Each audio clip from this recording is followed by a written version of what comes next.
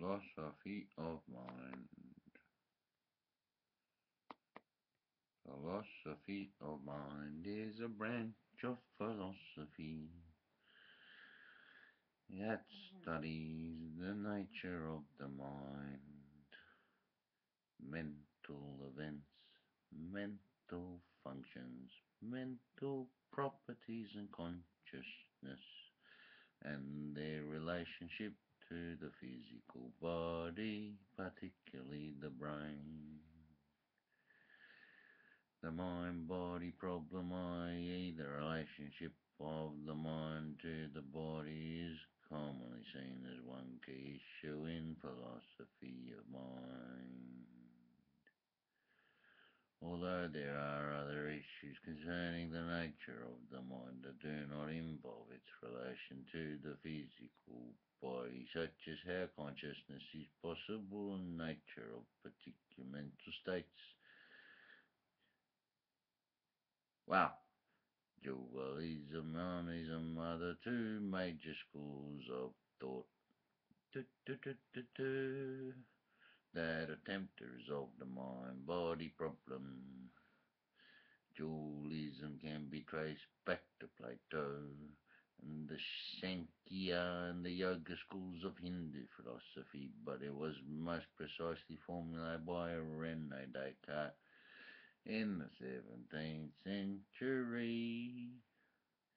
Substance dualists argue that the mind is an independently existing substance, whereas property dualists maintain that the mind is a group of independent properties that emerge from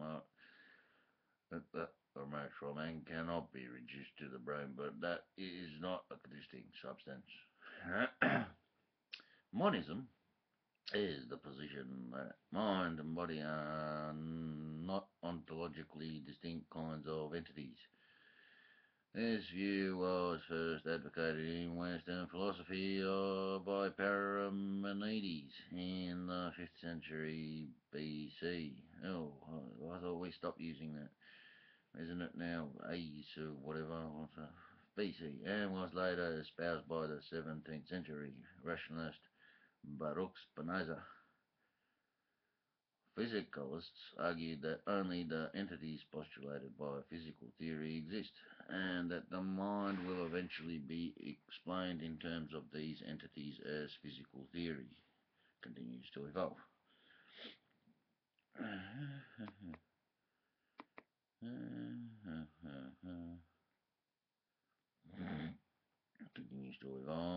Idealists maintain that the mind is all that exists and that the external world is either mental itself or an illusion. Well, I agree with that. The mental part,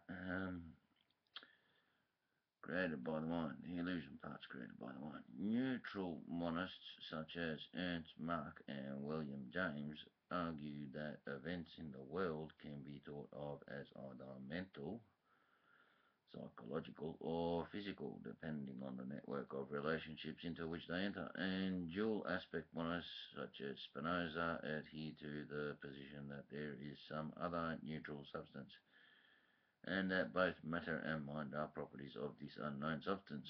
The most common monisms in the 20th and 21st centuries have all been variations of physicalism. These positions include behaviorism, the type identity theory, and monism and functionalism.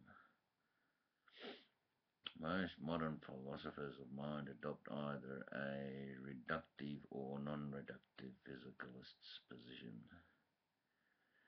maintaining in their different ways that the mind is not something separate from the body. These approaches have been particularly influential in the sciences, especially in the fields of sociobiology, computer science, evolutionary psychology, and the various neurosciences. Other philosophers, however, adopt a non-physicalist position that challenges the notion that the mind is a purely physical construct. Reductive physicalists assert that all mental states and properties will eventually be explained by scientific accounts of physiological processes and states. Non-reductive physicalists argue that although the brain is all there is to the mind, the predicates and vocabulary used in mental descriptions and explanations are indispensable and cannot be reduced to the language and lower-level explanations of physical science.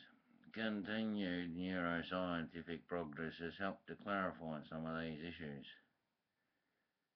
However, they are far from being resolved. Modern philosophers of mind continue to ask how the subjective qualities and the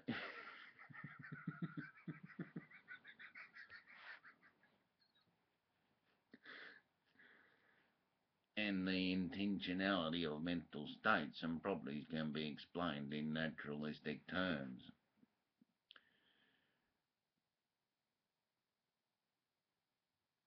The mind-body problem concerns the explanation of the relationship that exists between minds or mental processes and bodily states or processes. The main aim of philosophers working in this area is to determine the nature of the mind and mental states/processes and how, or even if, minds are affected by and can affect the body.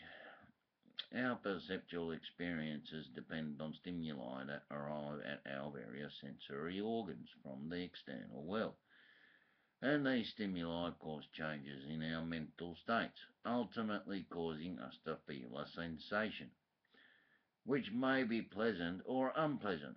Someone's desire for a slice of pizza, for example, will tend to cause that person to move his or her body in a specific manner and in a specific direction to obtain what he or she wants. The question then is, how it can be possible for conscious experiences to arise out of a lump of grey matter endowed with nothing but electrochemical properties.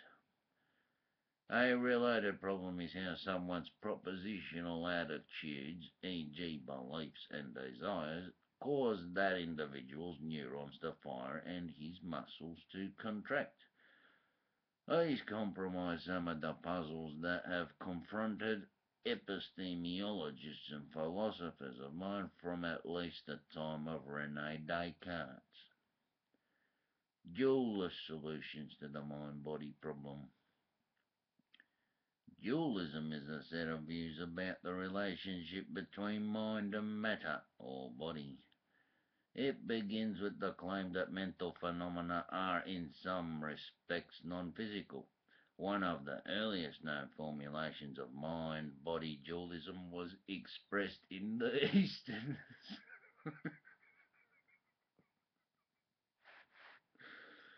and yoga schools of Hindu philosophy, 650 before Christ's era.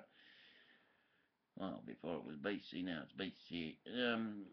Which divided the world into Purusha, mind, body, spirit, mind, spirit, and Prakriti, material substance. Specifically, the Yoga Sutra of Patanjali represents an analytical approach to the nature of the mind.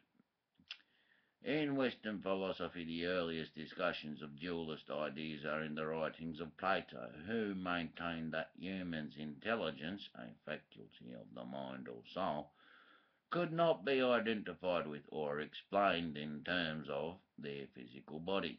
However, the best-known version of dualism is due to René Descartes, and holds that the mind is a non-extended, non-physical substance, a res cogitans. Res what? Cogitans. Res cogitans. Descartes was the first to clearly identify the mind and consciousness and self-awareness, and to distinguish this from the brain, which was the seat of intelligence. He was therefore the first to formulate the mind-body problem in the form in which it still exists today.